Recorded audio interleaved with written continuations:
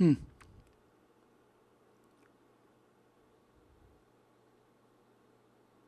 right, why not? Apparently Stephen Darrow, our friend Stephen Darrow, is in construction. So this question is pretty simple. It's compliance with the International Building Code and the International Energy Conservation Code is required in the construction of a building. Why is one a proper role of government and the other is not?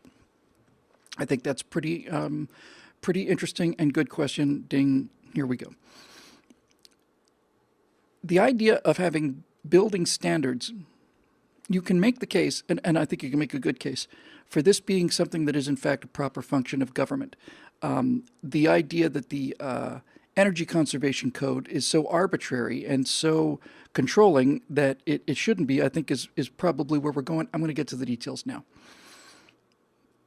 Libertarians, every time I say anything about libertarians, I get these libertarians just yelling at me that you don't know anything about libertarianism. So whatever you want to call these people, anarcho-libertarians, there is in fact a group of people who have the political philosophy that call themselves libertarians, whether they are or not, but there's a philosophy that basically says,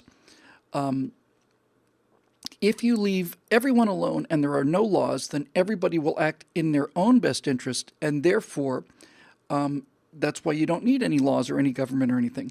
Their argument with the building code situation would be, well, if they don't build according to code and if they build shabby buildings, not only will they lose customers, but if one of these buildings collapses, they're going to be victims of, they'll be subject to lawsuits. And this kind of thing is going to keep everybody straight and everybody honest. And I find that kind of thing to be as wishful as communism and the new man. It is very nice to think that there are people who could behave that way, and I bet you most of us could, and I'll bet you virtually all of the people watching this show could. I bet there are millions and millions of people who could function pretty much all right like that because we do the right thing because it's the right thing. We have a sense of respect for other people's feelings. Forget their feelings. We have a sense for their physical being and all of this stuff. So enforcing standards of inspection to me seems like a legitimate job for the government because a government has to assume that there are going to be lazy people, evil people in the system, and there's nothing you can do about it. And if there was no inspection system, you would get people cheating. When I was in Thailand, I saw the most unbelievable thing, really. They were building these gigantic, 7, 8, 10-story concrete apartments.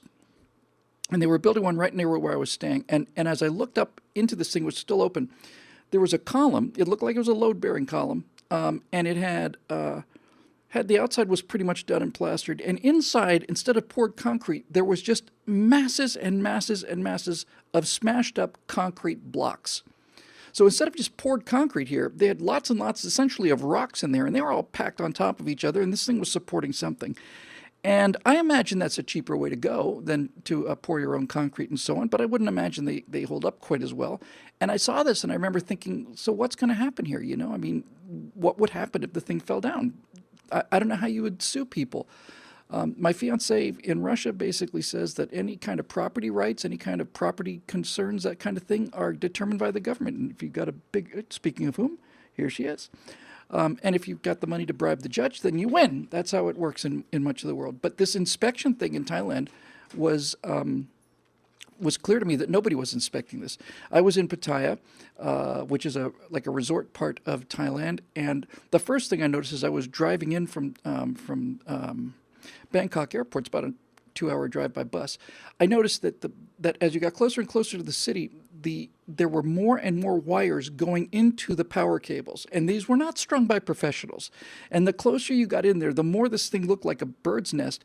And finally, by the time you got into the heart of this resort town, Pattaya, pretty much everything has these illegal, extremely unsafe connections where people at nighttime have basically just shimmied up the pole, attached their building's power supply to the city's power supply, and they're getting free power. And I was walking down the street in Pattaya. This is about building codes and inspection and all the rest. And I was walking down the streets in Pattaya, and I noticed that the power lines dipped down to about the level of my nose. And as you'd go from one pole to another, these power lines would just dip down. And I went in to check on a little T-shirt shop, because in Pattaya you have three buildings. You have laundromats, you have massage parlors, and you have T-shirt shops. That's the entire economy. And I walked into one of these things, and I'd seen some people working, some official people working on the wires down there. And all of a sudden I hear this unbelievably loud bzzzt like that. I come running out, and some guy had a wooden pole, like a mop wooden pole on a mop, and two wires, metal wires coming out of the top, and he was basically testing to see which lines were live. And I just thought, oh my God. I mean, this thing made just a pretty near, really thought somebody got cooked. So the idea that that people are going to behave themselves and do the right thing all the right time for the right reasons is just not true. And it's not true in Thailand. It's not true in the United States either. People will cheat.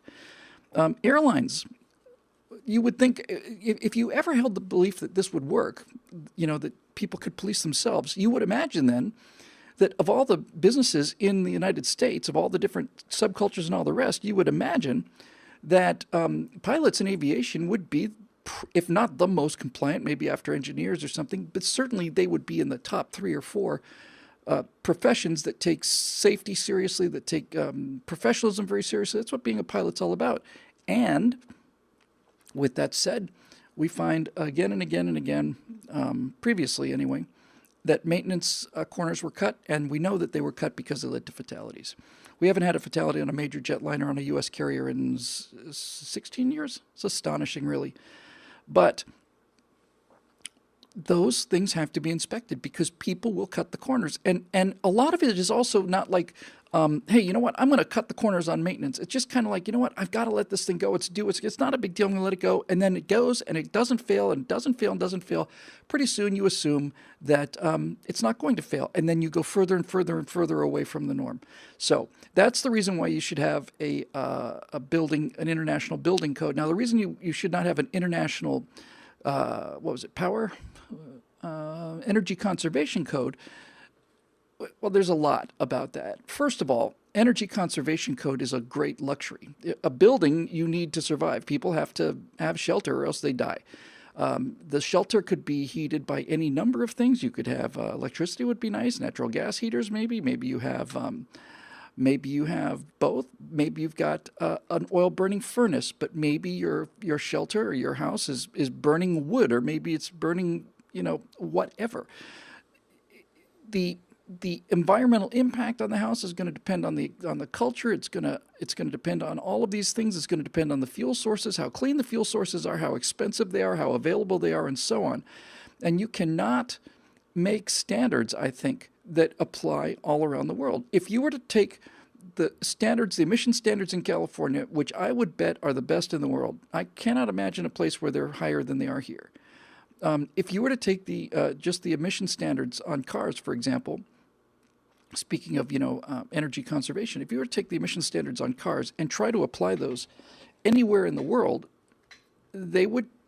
most people simply would not have cars. They just couldn't comply with it. It cost too much money, and too much money to inspect and all the rest of it.